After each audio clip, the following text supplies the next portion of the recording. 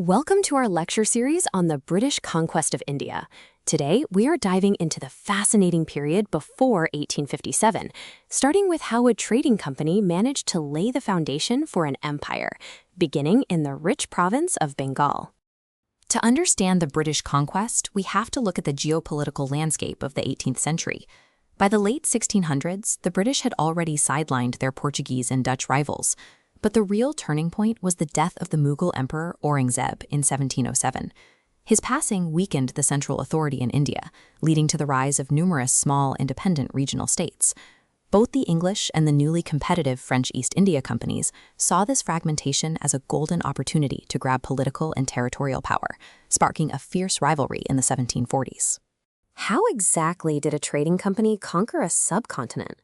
Between 1757 and 1857, the East India Company expanded its power primarily in two ways: direct war and cunning diplomacy.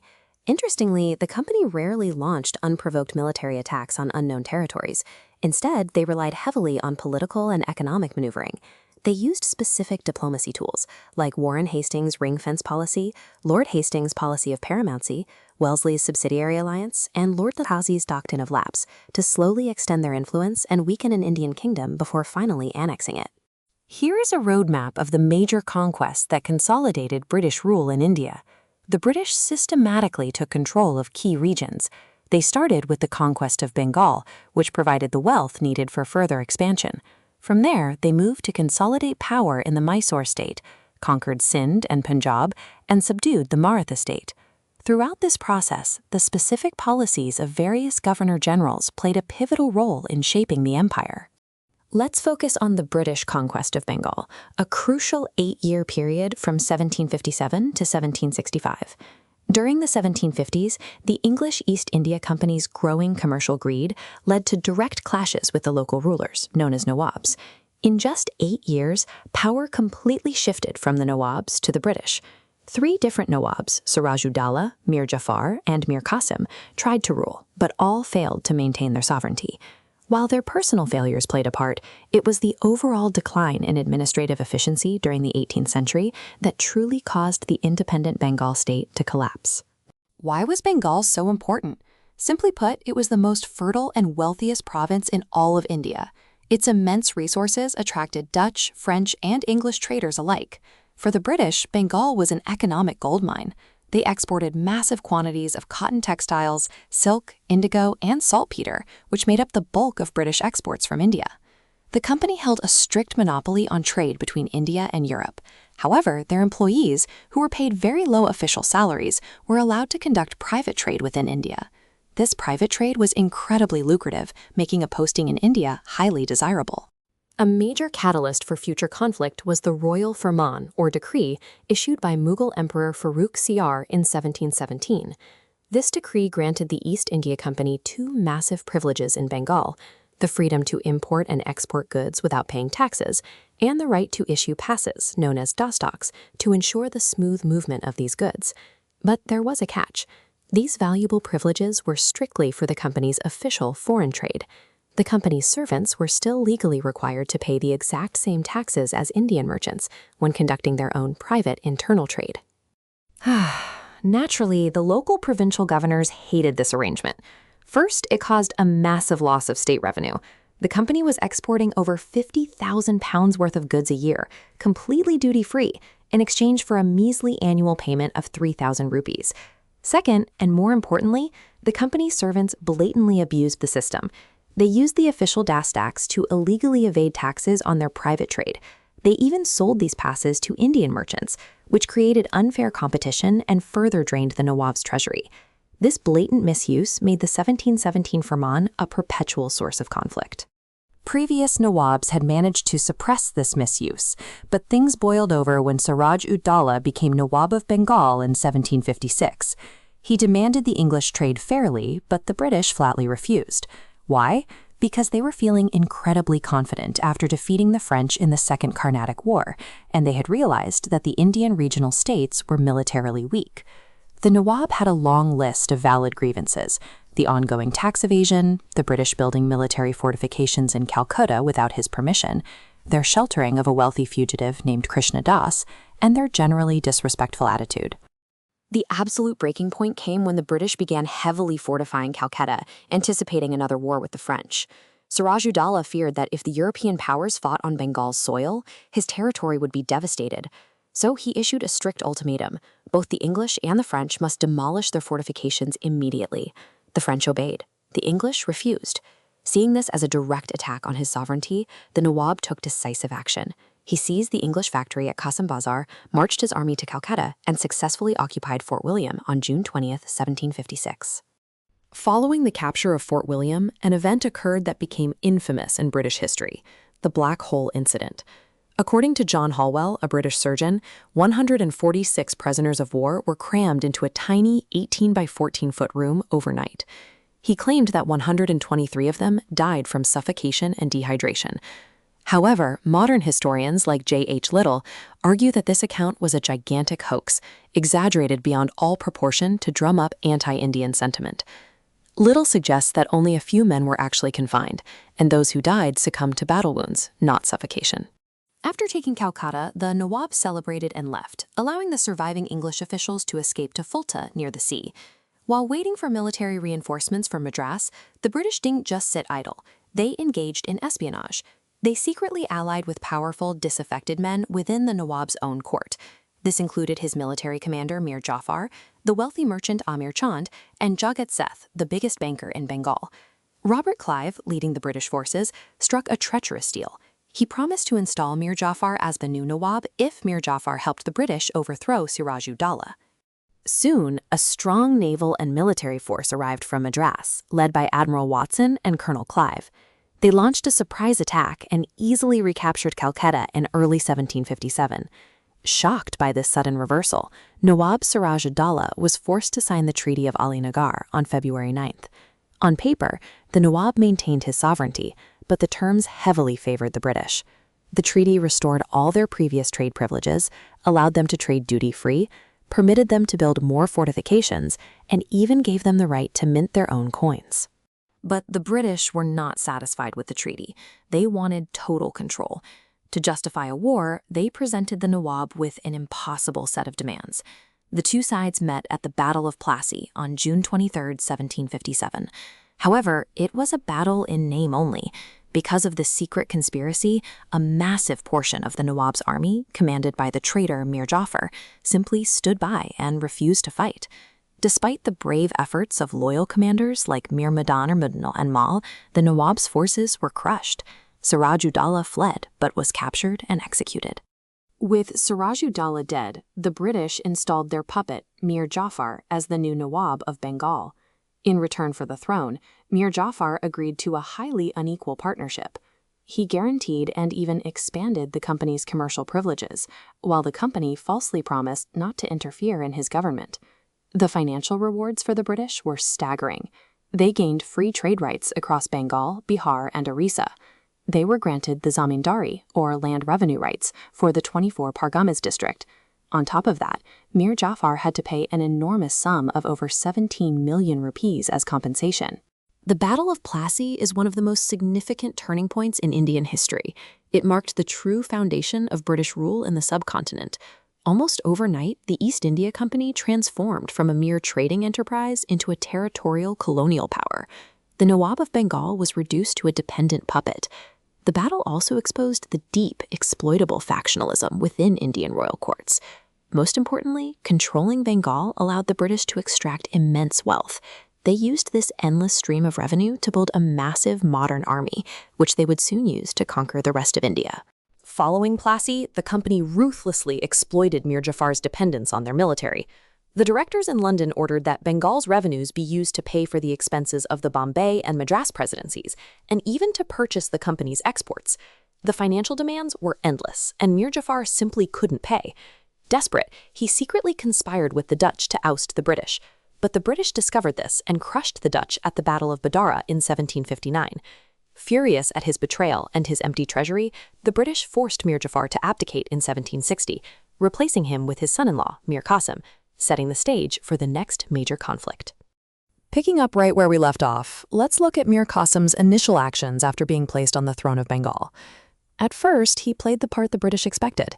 He agreed to pay off the outstanding dues owed to the East India Company, handed over the lucrative revenue-collecting rights, or zamindari, of the Burdwan, Midnapore, and Chittagong districts, and even showered high-ranking English officials with massive personal gifts totaling 29 lakhs of rupees. However, the British severely misjudged him.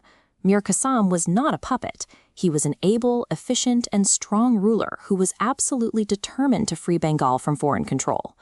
To create a safe distance from the company's headquarters in Calcutta, he strategically shifted his capital from Murshidabad to Munger in Bihar. He also began replacing the old administration, organizing a new bureaucracy filled with loyal men of his own choosing. Mir Qasim knew that independence required strength. He completely remodeled his army to improve its skill and efficiency, even establishing his own firearms factory to reduce reliance on outside weapons. On the economic front, he aggressively cut non-essential spending. He ruthlessly undermined the power of zamindars, who relied on state assignments, dispossessing those who rebelled and replacing them with direct revenue farmers to ensure the state treasury was full. A major flashpoint soon emerged over trade. The British East India Company had the privilege of using dastaks, or free passes, to exempt their goods from internal duties, but company servants were illegally using these passes for their own private trade. This meant local Indian merchants, who had to pay the duties, faced impossible, unequal competition. Mir Qasim realized this corruption was ruining honest Indian traders and draining a massive amount of revenue from his state. Mir Qasim initially tried to stop the company's servants from misusing these trade privileges. When the British refused to comply, he took a radical and brilliant step. He simply abolished all duties on internal trade for everyone for 2 years. With one stroke of the pen, he gave his own people the exact same benefit the English had been taking by force. The British private traders were furious. Having lost their unfair advantage, they outrageously demanded that the Nawab reintroduce taxes on his own subjects. The British had paid to put Mir Qasim on the throne and expected him to be a mere tool in their hands. When he governed independently, they immediately started looking for a replacement. The rampant abuse of the dastaks for private trade was the underlying friction, but the immediate spark for the War of 1764 was a surprise British attack on the city of Patna. This unprovoked aggression pushed Mir Qasim into a full-scale war with the English. The war did not start well for Mir Qasim. He was defeated in a series of battles in 1763 by the British army under Major Adams and was forced to flee to the neighboring state of Awadh. But he didn't give up. In Awadh, he formed a formidable alliance. He joined forces with Shuja ad-Dawla, the powerful Nawab of Awadh, and secured the backing of Shah Alam II, the Mughal emperor himself. Together, they prepared to confront the company. This culminated in the Battle of Buxar on October 22, 1764. The combined armies of the 3 Indian powers clashed with the company's forces, which were commanded by Major Hector Munro. Seriously. Despite their numbers, the Indian alliance was thoroughly defeated. This was one of the most decisive battles in Indian history. It proved the absolute superiority of English military arms and firmly established the British as the undisputed rulers of Bengal, Bihar, and Orissa. Even before Buxar, as soon as war broke out with Mir Qasim in 1763, the English had brought back their old puppet, Mir Jafar, restoring him as Nawab. To pay for his throne, Mir Jafar agreed to hand over the districts of Midnapore, Burdwan, and Chittagong to fund the British army, and he allowed duty-free trade across Bengal, with only a tiny 2% tax on salt. However, Mir Jafar was in poor health and died shortly after these events. Following Mir Jafar's death, the company placed his son, Nizam-ud-Dawla, on the throne, but they stripped him of any real power. In a treaty signed in February 1765, the new Nawab was forced to disband most of his army. Worse, he had to administer Bengal through a deputy subadar who was nominated by the British and could not be fired without their permission. By September, the Nawab was essentially put on an allowance, receiving about 53 lakhs annually to cover his household and administrative expenses. The Battle of Buxar also marked the beginning of a new system of control, the British resident. The company began appointing these political or commercial agents to reside in various Indian courts. Their official job was to further the company's interests, but in practice, they became a tool for deep interference. Through these residents, company officials began dictating internal affairs, deciding who would succeed to the throne and who got appointed to key administrative posts. To formalize their victory at Buxar, Robert Clive signed the Treaty of Allahabad in August 1765. Let's look at the terms imposed on the Nawab of Awadh, Shuja-ud-Dawla. He was forced to pay a massive war indemnity of 50 lakh rupees. While his kingdom of Awadh was returned to him, the territories of Allahabad and Kora were stripped away. Furthermore, he was forced into a defensive alliance, where the British would protect him, but he had to pay the bill for the British troops, making him entirely dependent on the company. You might wonder why Robert Clive didn't just annex Awadh completely. It was a calculated strategic move. By leaving Shuja-ud-Dowlah in charge as a dependent ally, Clive turned Awadh into a buffer state. This meant the British didn't have to spend their own money or blood defending a massive western border against potential invasions from the Marathas or the Afghans. Awadh would absorb the shock of any attack before it could reach British Bengal. The second part of the Treaty of Allahabad dealt with the Mughal Emperor, Shah Alam II. On August 12, 1765, the emperor issued a firman that legally granted the Diwani, the right to collect all land revenue, of Bengal, Bihar, and Orissa directly to the East India Company. In exchange, the company agreed to pay the emperor an annual subsidy of 26 lakh rupees and gave him the territories of Kara and Allahabad to rule. As a fascinating historical footnote, Emperor Shah Alam II didn't exactly enjoy his new territories. He ended up residing in Allahabad for 6 years as a virtual prisoner of the English. And that 26 lakh rupee annual tribute, it didn't last long. In 1772, the new governor of Bengal, Warren Hastings, simply stopped paying it. Hastings even took back the districts of Allahabad and Kora from the emperor and handed them over to the Nawab of Awadh. So, by the end of 1765, the political landscape of Bengal had completely transformed. The Nawabs of Bengal still sat on the throne and retained the office of Nazim, meaning they had the formal responsibility for defense, law and order, and justice. However, the British now held the Diwani, giving them absolute control over the vast revenues of Bengal. The Nawab had the duties, but the British had the money. The significance of the Battle of Buxar cannot be overstated.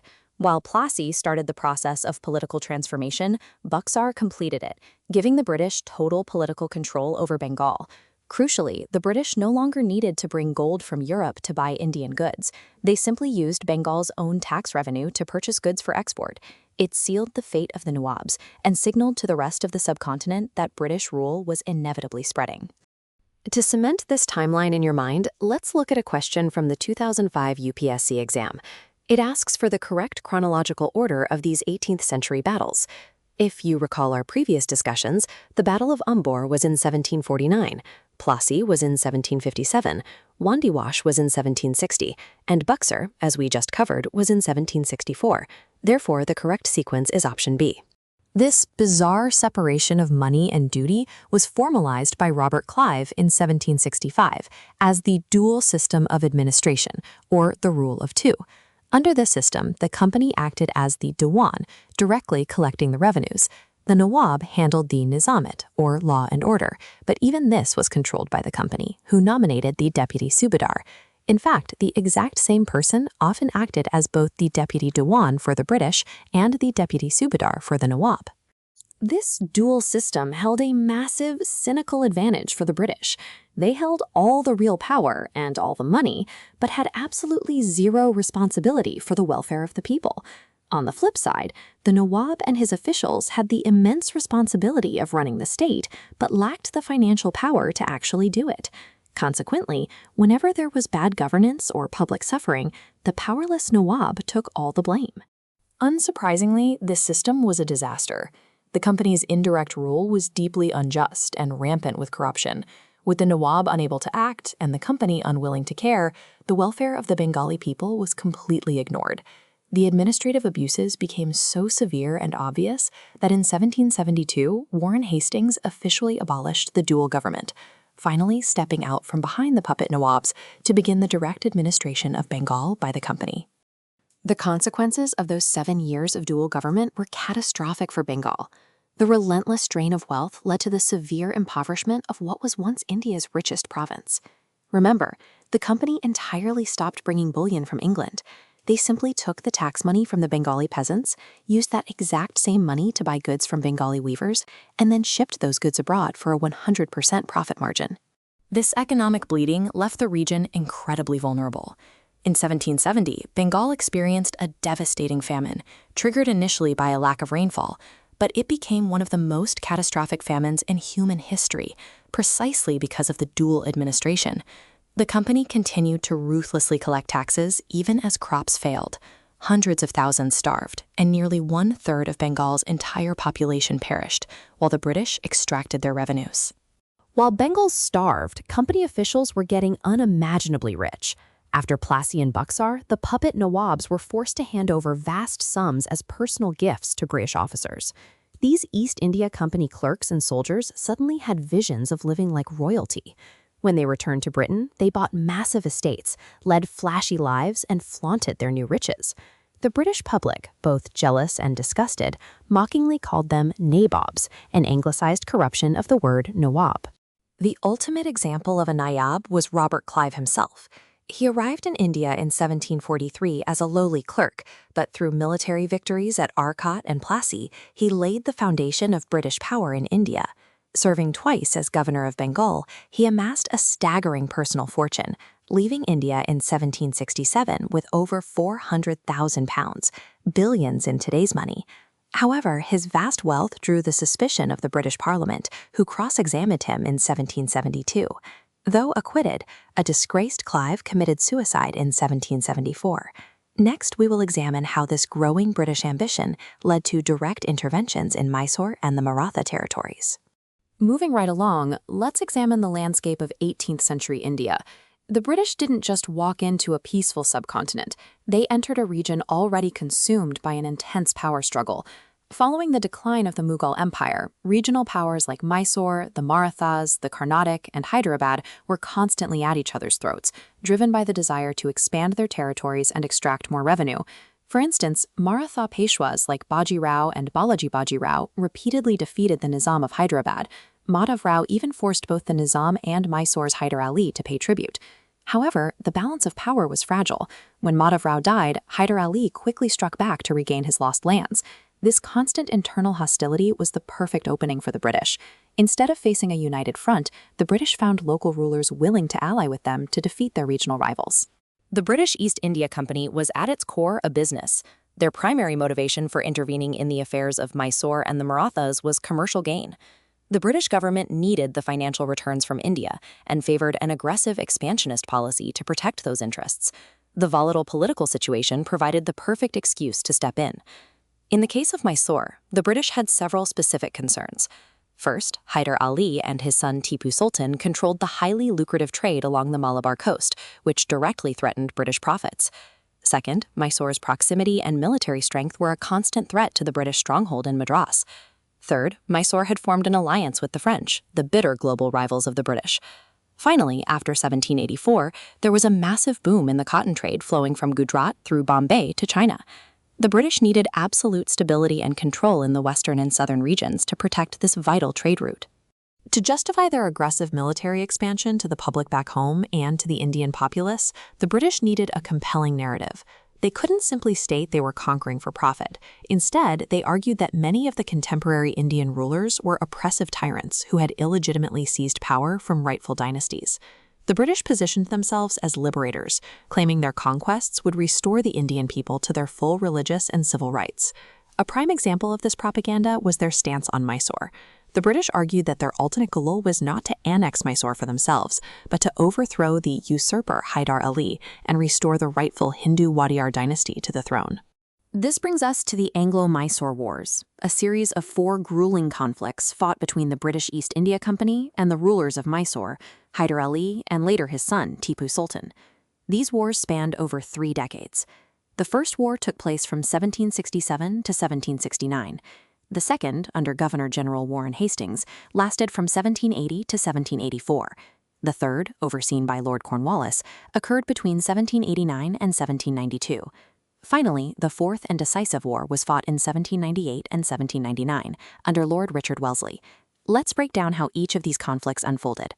The First Anglo-Mysore War kicked off when the British, the Marathas, and the Nizam of Hyderabad formed a triple alliance, alarmed by Hyder Ali's growing power in the south. However, Hyder Ali was a brilliant tactician. Before the British could strike, he used diplomacy to neutralize the Marathas and the Nizam, breaking the alliance. In 1767, Hyder and the Nizam actually turned around and attacked Arcot, whose Nawab was a British ally. The British rushed to defend Arcot, but Hyder Ali proved to be more than a match for the company's armies. Utilizing highly mobile lightning attacks, he pushed all the way to the gates of Madras by 1769. Panicked, the British Madras Council was forced to sign the Treaty of Madras on Hydar's terms. They agreed to return all conquered territories and, crucially, promised to help each other if either were attacked by a third party. The peace established by the Treaty of Madras was short-lived. In 1771, the Marathas attacked Mysore. Hyder Ali called on the British for the military support they had promised, but the British ignored him. Realizing the British could never be trusted, Hyder waited for his moment. It came when the British attacked Mahe, a French port that was under Hyder's direct protection.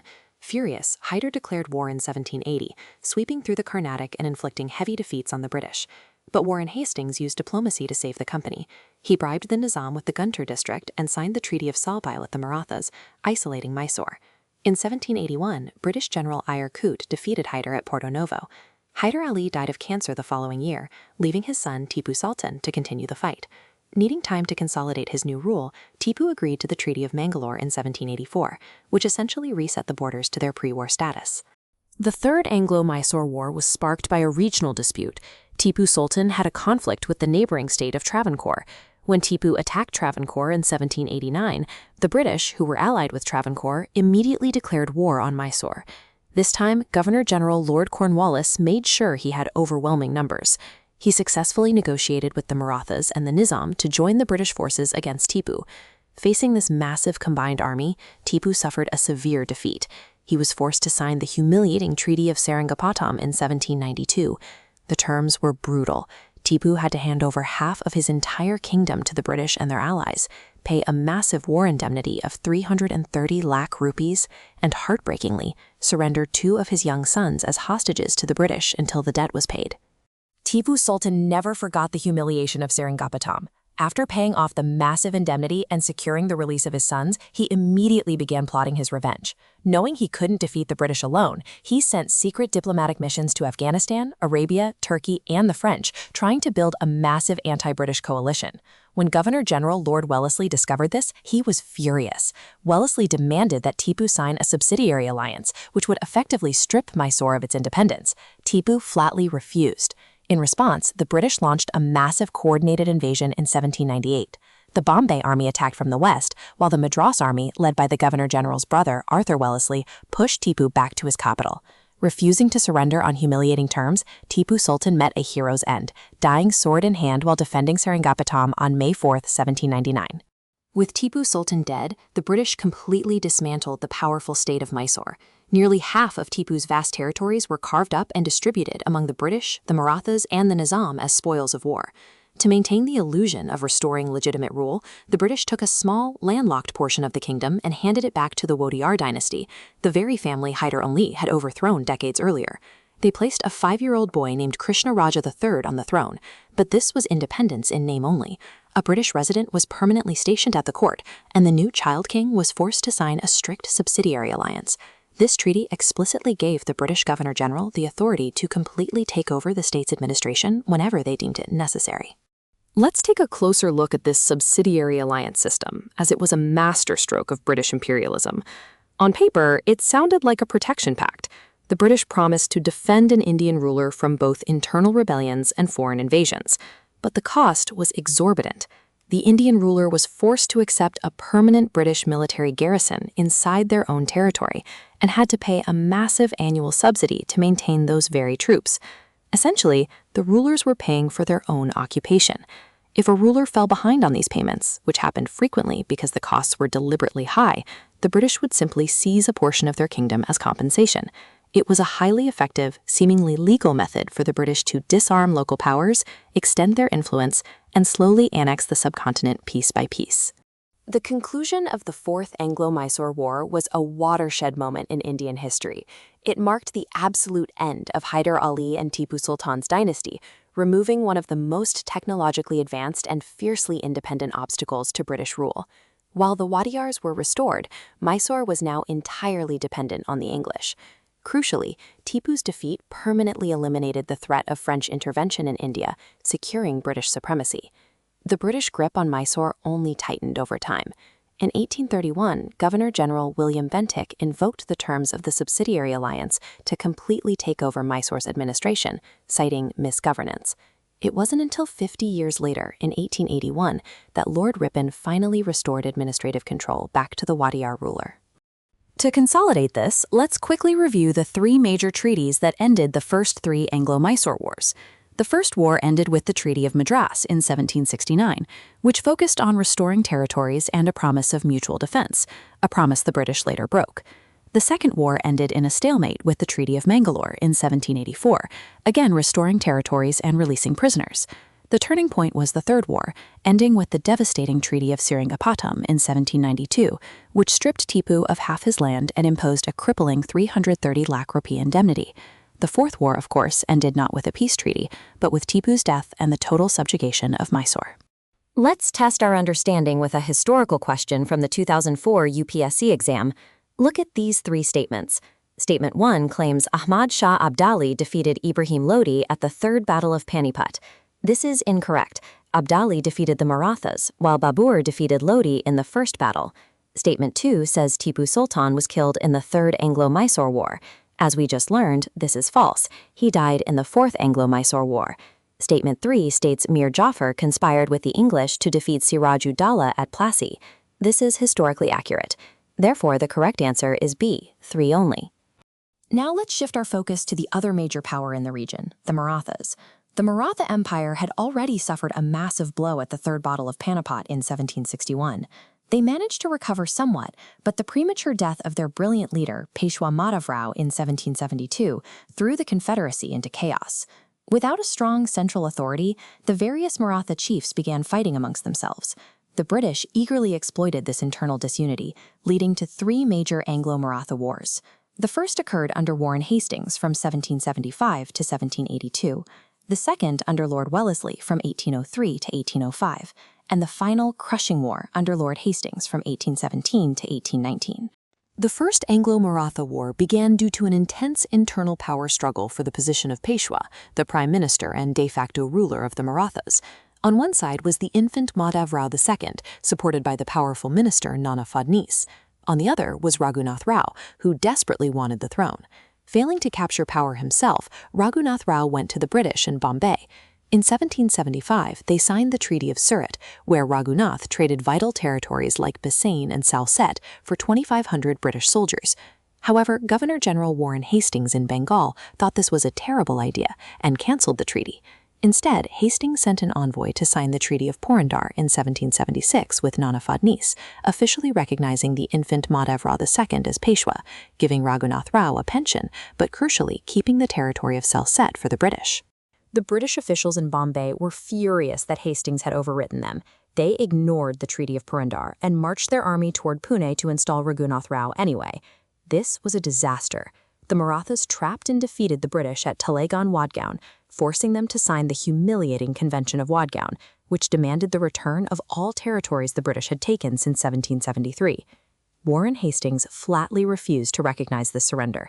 He dispatched a new army under Colonel Goddard, who marched across India and captured Ahmedabad in 1780. The war dragged on into a stalemate. Finally, the Maratha chief Mahaji Scindia mediated the Treaty of Salbai in 1782. This treaty recognized Madhavrao as Peshwa, let the British keep Salsette, and crucially secured a Maratha promise to help the British fight Hyder Ali in Mysore. The Treaty of Salbai was incredibly strategic. It gave the British 20 years of peace with the Marathas, allowing them to focus on defeating Mysore and consolidating their hold on Bengal. But by 1800, the brilliant Maratha statesman Nana Fadnis died, removing the last unifying force of the Confederacy. Almost immediately, a bitter civil war broke out between the Maratha chiefs, Yashwant Rao Holkar on one side against Dalit Rao Scindia and the weak Peshwa Bajirao II on the other. In October 1802, Holkar crushed the Peshwa's army. Terrified, Peshwa Bajirao II fled to the British and signed the Treaty of Bassein on New Year's Eve 1802. In a cowardly move to save his own skin, the Peshwa signed away Maratha independence, accepting a subsidiary alliance, a permanent British garrison, and surrendering control of all Maratha foreign policy to the East India Company. The other powerful Maratha chiefs, Scindia and Bhosale, viewed the Peshwa's Treaty of Bassein as an absolute insult to Maratha honor. They united their massive armies to fight the British. Governor-General Lord Wellesley seized this chance to crush them and declared war in August 1803. The British launched a two-pronged attack. In the south, Arthur Wellesley defeated the combined Maratha forces, forcing Boseli to sign the Treaty of Deogham, ceding coastal Odisha and accepting a subsidiary alliance. In the north, Lord Lake smashed Scindia's army, captured Delhi, and took the blind Mughal Emperor Shah Alam II under British protection. Scindia was forced to sign the Treaty of Surji Arjunagan, handing over the fertile Ganga-Yamuna Doab and the Delhi-Acre region, and shortly after accepted a subsidiary alliance via the Treaty of Burhanpur. While Scindia and Bosale were being dismantled, Yashwant Rao Holkar had stayed out of the fight because he hated Scindia, but once they fell, Wellesley turned his guns on Holkar. However, Holkar proved to be a brilliant guerrilla commander, inflicting heavy casualties on the British. The war dragged on and became incredibly expensive. Back in London, the East India Company's shareholders were furious that Wellesley's endless wars were eating into their dividends. They decided enough was enough and recalled Lord Wellesley from India. To cut their losses, the British signed a Treaty of Rajghat in 1806, making peace with Holkar and returning most of his lands. Still, the war was a massive British victory overall. They now controlled the eastern coast, the vital northern river valleys, and had reduced the Peshwa to a mere puppet. It's worth taking a brief detour to mention the architects of these British victories, the Wellesley brothers. Richard Wellesley, the Governor-General, was the political mastermind who aggressively pushed the subsidiary alliance system, vastly expanding British territory. His younger brother, Arthur Wellesley, was the military muscle on the ground, winning crucial battles in both the Mysore and Maratha wars. If Arthur Wellesley's name sounds familiar, it's because he later returned to Europe, became the Duke of Wellington, and famously defeated Napoleon Bonaparte at the Battle of Waterloo in 1815. He even went on to serve twice as the Prime Minister of the United Kingdom. Their time in India was the proving ground for their later imperial careers. This brings us to the third and final Anglo-Maratha War.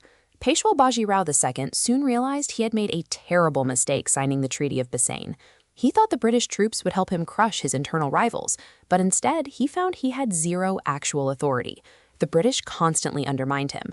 For example, in 1812, the British signed treaties protecting the southern Jagirdars, who were technically the Peshwa subjects, directly mocking his power.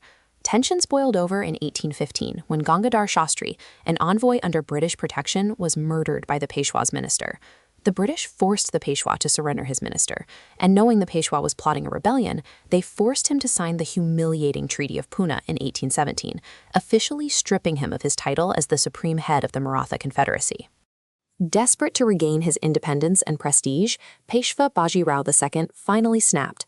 On November 5, 1817, he launched a surprise attack on the British residency at Poona. Other Maratha leaders, including Appa Sahib in Nagpur and Madhav Rao Holkar, joined the uprising. But it was too little too late. Governor-General Lord Hastings responded with overwhelming force, systematically crushing the armies of Peshwa, Bhonsle, and Holkar. By 1818, the Maratha Empire was completely destroyed. The British abolished the title of Peshwa entirely, exiling Baji Rao II to Bithur with a pension. They annexed his massive territories to form the new Bombay Presidency. To pacify local sentiments, they carved out a tiny kingdom of Satara for a descendant of Shivaji, but he was entirely dependent on the British. Every remaining Maratha chief was forced into a subsidiary alliance. Let's look at what happened to the kingdom of Satara, which the British carved out to pacify Maratha pride. They placed Pratap Singh Bhosale, a direct descendant of the great Shivaji, on the throne. But even this symbolic kingdom wasn't safe. In 1839, the British accused Pratap Singh of plotting against them, dethroned him, and exiled him to Kashi, replacing him with his brother, Appa Sahib. When Appa Sahib died in 1848 without a biological son, he adopted an heir according to Hindu tradition. However, the British refused to recognize the adoption. Using a new aggressive policy called the Doctrine of Lapse, they declared that since there was no natural heir, the kingdom defaulted to the paramount power. Satara was immediately annexed and absorbed into the Bombay Presidency. Why did a power as formidable as the Marathas ultimately collapse? There were several fatal flaws. First was a severe lack of capable leadership in the later years. Men like Baji Rao II simply couldn't unite the Confederacy. Second, the powerful Maratha families, Scindia, Holkar, Gayakwad, were autonomous and deeply jealous of each other, often fighting internally rather than facing the British. Economically, they were backward. Instead of developing trade or industry, their economy relied on extorting revenue and plunder, like the chowth from neighboring states. This alienated everyone around them, meaning they had no allies when the British attacked. Furthermore, their military tactics were outdated, their administration outside Maratha was poor, and they completely failed to invest in the science and technology that made the British military so effective. Zooming out from just the Marathas, we can identify broader reasons why Indian states across the board failed to resist the British. The most glaring issue was the constant intrigue and warfare among the Indian states themselves. They were so focused on destroying each other that they invited the British in to help, completely missing the larger threat. The British masterfully played Mysore, the Marathas, and the Nizam against one another. Additionally, Indian administrations were plagued by factionalism, often divided along lines of personal loyalty or caste, making coordinated defense impossible. Finally, there was a massive failure in resource mobilization. The British had already conquered Bengal, the wealthiest province in India, giving them an endless supply of money and manpower, backed by the industrializing economy of Britain itself. The fragmented Indian states simply couldn't compete financially. Finally, we must mention the Pindari War, which occurred concurrently with the Third Anglo-Maratha War. The Pindaris were irregular cavalrymen who fought alongside the Maratha armies. Crucially, they were not paid a salary. Instead, they were allowed to keep whatever they could loot during a campaign. When the Maratha chiefs signed subsidiary alliances and reduced their armies, thousands of Pindaris were suddenly unemployed. To survive, they began launching massive, devastating raids into British-controlled territories, like Mirzapur and Surat in 1812 and 1813. This wasn't just a financial drain, it was a direct challenge to British authority. In response, Governor-General Lord Hastings organized the largest British army ever assembled in India up to that point, hunting down the Pindari bands until they were forced to surrender and disperse by 1818. With central and southern India now firmly under control, we will see how this sets the stage for further expansion in the north next. By 1818, the British had brought almost the entire Indian subcontinent under their control, with the notable exceptions of Punjab and Sindh. Some regions were ruled directly, while others were governed by Indian rulers who acknowledged British paramountcy. Over the next few decades, from 1818 to 1857, the British systematically conquered Sindh and Punjab and annexed Awadh, the central provinces, and various smaller states, effectively completing their conquest of India. During this period of expansion, the British were highly paranoid about foreign invasions. Napoleon Bonaparte was a major threat. He actively wanted to establish relations with Indian princes, particularly Tipu Sultan, to drive the British out. This fear really took hold around 1798 during Napoleon's Egyptian expedition. Adding to the anxiety, in 1801, Russian Tsar Paul I sent a secret proposition to Napoleon for a joint invasion of India, though Napoleon was apprehensive and declined at the time. The threat escalated in 1807 when Napoleon and the new Russian Tsar, Alexander I, signed the Treaty of Tilsit. They explicitly agreed to invade India through Turkey, relying on Persia's support. When British spies intercepted this news, the British quickly pivoted to diplomacy. They signed the Anglo-Persian Treaty in 1809. Under this agreement, the Persian ruler promised not to allow any foreign army to cross into India, and in return, the British promised military aid if Persia was attacked. This effectively ended the immediate threat of a French invasion. Even after the French threat subsided, a new shadow loomed over the 19th century, the Great Game. This was a prolonged period of intense Anglo-Russian rivalry. The British lived in constant fear that Russia would launch an attack on India. Conversely, the Russians worried that British alliances in Europe threatened them. To counter the British, Russia built up a massive military presence in Central Asia, using the threat of intervening in India as leverage to keep England in check. This Anglo-Russian rivalry directly fueled the British conquest of Sindh in 1843. The British were terrified that Russia might march through Afghanistan or Persia. To build a buffer, they felt they absolutely had to bring Sindh under their control. Beyond just military strategy, the British were also eyeing the immense commercial potential of the River Sindh, which offered highly lucrative trade routes that they wanted to monopolize. Historians debate the exact primary motive for annexing Sindh, offering four main viewpoints. First, some argue the emirs of Sindh became hostile after the First Anglo-Afghan War. Second, after suffering embarrassing setbacks in Afghanistan, the British needed a strategic victory to deter other Indian rulers from rebelling. Third, some point to the personal ambition of Sir Charles Napier, who wanted military prestige. Finally, a strong economic argument suggests the British wanted to control and suppress the exportation of Malwa opium to China, which was heavily routed through Sindh. The actual annexation of Sindh was a gradual, step-by-step erosion of its sovereignty. It started with the 1809 Treaty of Friendship to keep the French out. By 1832, the British forced a treaty to open Sindh's roads and rivers to trade, though it explicitly banned English troops. However, just 6 years later, in 1838, Lord Auckland used the excuse of a potential Russian invasion to force Sindh into becoming a British protectorate, stationing troops there anyway. By 1839, Sindh was forced into a subsidiary alliance, making the emirs pay 3 lakh rupees annually just to maintain the British troops occupying their land. The final blow came in 1843. Governor-General Lord Ellenborough was determined to secure India's western boundaries. On February 17, 1843, at the Battle of Miani, British forces led by Sir Charles Napier decisively defeated the emirs. Despite earlier promises to respect Sindh's territorial integrity, the British annexed it entirely, absorbing it into the Bombay Presidency. For his aggressive conquest, Sir Charles Napier was highly rewarded with prize money and appointed as the first Chief Commissioner and Governor of Sindh.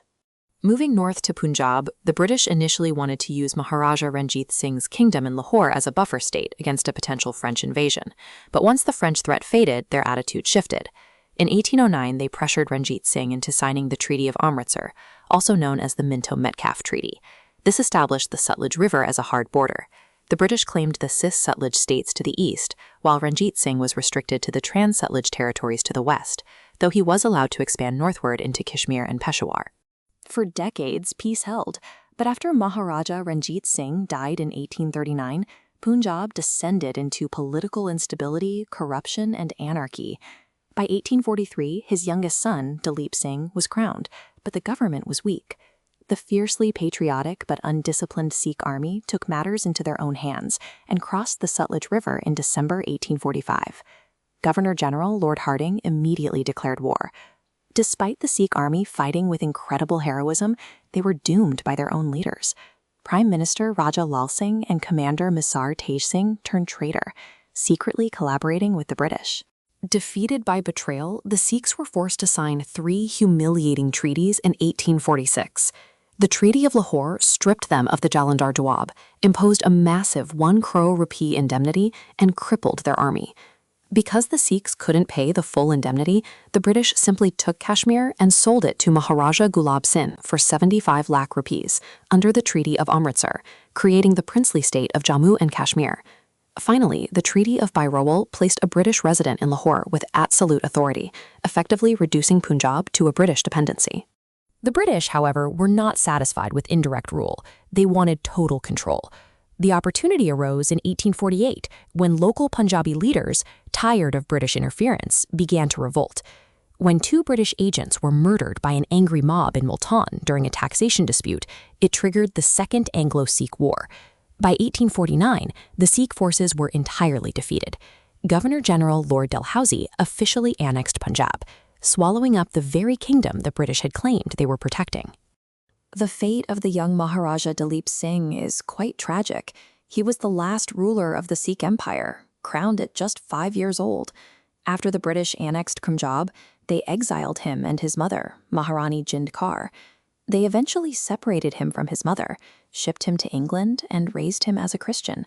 Later in life, he abandoned Christianity, re-embraced Sikhism, and even wrote to the Russian Tsar Alexander III, begging for military help to liberate Punjab, though the Tsar declined to get involved. To govern the newly annexed Punjab, the British set up a 3-member Board of Administration in 1849, which was later streamlined into a Chief Commissioner and eventually a Lieutenant Governor. This era was dominated by the Lawrence brothers. Henry Lawrence served as the British resident and head of the board. His brother, John Lawrence, served alongside him, eventually becoming the first Lieutenant Governor of Punjab and later the Governor-General of India. With Punjab secured, Governor-General Lord Dalhousie initiated a final aggressive wave of annexations using a controversial legal mechanism called the Doctrine of Lapse. The rule was simple but devastating. If an Indian ruler of a protected state died without a biological son, his kingdom would automatically lapse and become British territory. Crucially, Dalhousie decreed that adopted children, a common and legally valid practice in Hindu tradition, had no right to inherit the throne unless the British explicitly approved it. Dalhousie used this doctrine ruthlessly.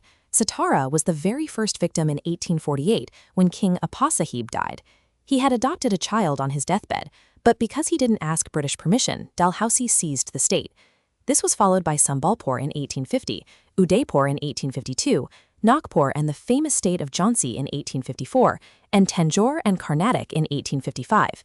Pay close attention to this chronological order, as it is a very common topic in historical examinations. Now let's look at Awadh, or Oudh.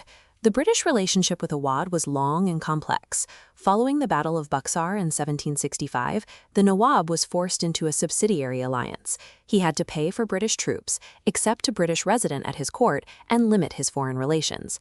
For decades, Awadh served as a loyal, semi-autonomous buffer state, protecting British Bengal from the Marathas. The British were happy to let the Nawab handle the administration while they pulled the strings. But things changed. In 1801, Lord Wellesley forced a new treaty, taking massive territories from Awadh and inserting a clause that the Nawab must follow British advice on administration. Fast forward to 1856, and Lord Dalhousie used this exact clause to annex Awadh entirely, claiming the current ruler, Nawab Wajid Ali Shah, was guilty of gross misgovernance.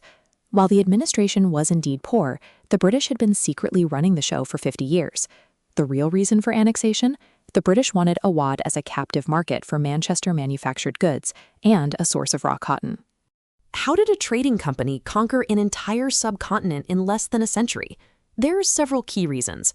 First, a severe lack of unity. Powerful states like the Marathas, Mysore, and Punjab spent their energy fighting each other rather than the British. Second, brilliant diplomatic policies. The British rarely attacked unknown territory directly. They used treaties, the subsidiary alliance, and the doctrine of lapse to weaken states first. Third, strong finances. By controlling the incredibly wealthy province of Bengal, they had a bottomless war chest to fund their campaigns. Furthermore, the British had superior warfare technology, utilizing advanced muskets and artillery. They also benefited from brilliant leadership. Men like Robert Clive and Lord Dalhousie were exceptional planners, and crucially, they had highly capable second-line commanders, something Indian leaders like Tipu Sultan often lacked. Their military was also structurally stronger because they paid their soldiers regularly, ensuring loyalty, whereas Indian rulers often relied on fickle mercenaries. Finally, there was no concept of Indian nationalism yet. A soldier from Bihar felt no hesitation helping the British defeat the Marathas. Throughout their century of conquest, the English learned three incredibly valuable lessons. First, they realized they could always advance their political schemes by exploiting the endless rivalries between local Indian powers.